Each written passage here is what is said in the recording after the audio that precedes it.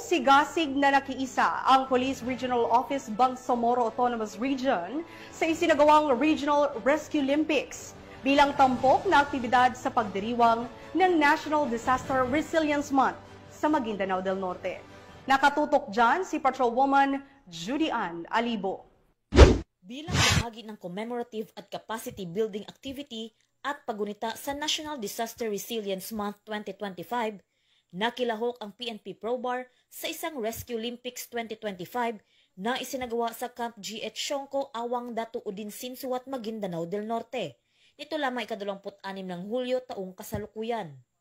Naging pangunahing kalahok sa naturang patimpalak ang rescue units at emergency teams tulad ng PNP, BFP, Philippine Coast Guard at Philippine Army, na dinaluhan din ng mga opisyals galing sa iba't ibang ahensya ng pamalaan. Sa aktibong suporta ni Police Colonel Armando F. Mena, Chief Regional Community Affairs and Development Division, at Director Joel Q. Mamon, Regional Director, Office of Civil Defense BAR. Ang Rescue Olympics ay isang paligsahan para sa mga first responders upang paunlarin ang kanilang kakayahan sa search, rescue at disaster response. Isinasagawa ito sa pamamagitan ng simulation exercises tulad ng Water Search and Rescue Station, Basic Life Support Station, High Angle Rescue Station, Obstacle Course Station at Fire Drill.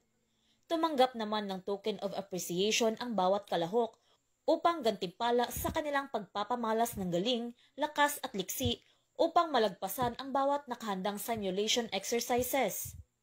Layunin nitong sanayin ang mga kalahok, palakasin ang kanilang koordinasyon at teamwork, at tiyakin ang pisikal at mental na kahandaan sa pagtugon sa emergency. Mahalaga ito upang mapaunlad ang kahusayan ng responders, maiwasan ang malaking pinsala at mapalaganap ang kultura ng kahandaan sa mga komunidad.